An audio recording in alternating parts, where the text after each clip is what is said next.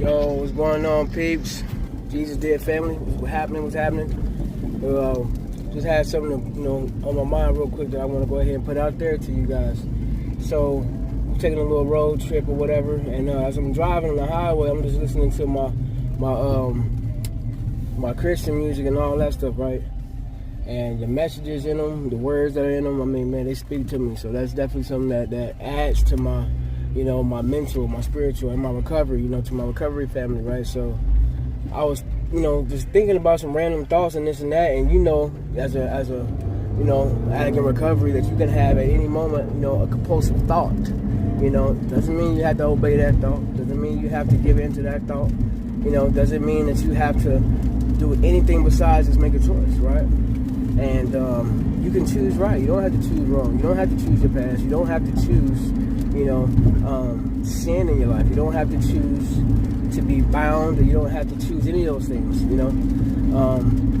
he was just bringing to my mind, like, have you ever seen a homeless person? Because I just passed one on the highway on the off ramp. Guy comes running up or whatever, just regular jeans, hat, and a dirty little t-shirt, and he unfolds a sign, asking for this or that, right? And just flow with me. So as I'm looking at this, homeless person, I go drive past, go about my business, I'm thinking to myself, like, sometimes these folks out here, they ain't always homeless.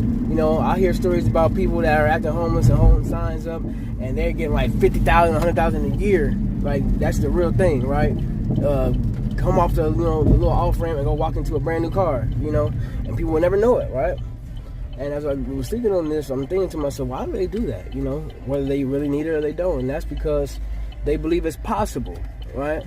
Say you're really homeless and you really need a place. The reason why you'll go out there, your pride and get in the way, because you think, that it's possible. You can actually maybe make enough to have a meal that day, or to get a place to stay that day. Even apparently to where you can literally have a brand new car out there faking it to everybody, but you're making money like that. It's mind blowing when you think about it. The point is that spiritually speaking, I was homeless, especially, in addiction.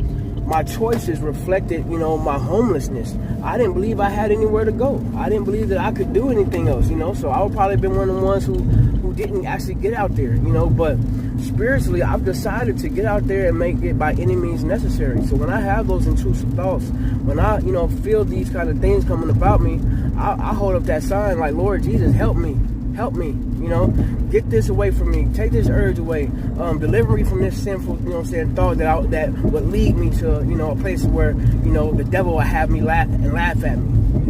Take a hold of your life and your thoughts, y'all, through the power of the word in Jesus Christ. That's all I got. Peace and love.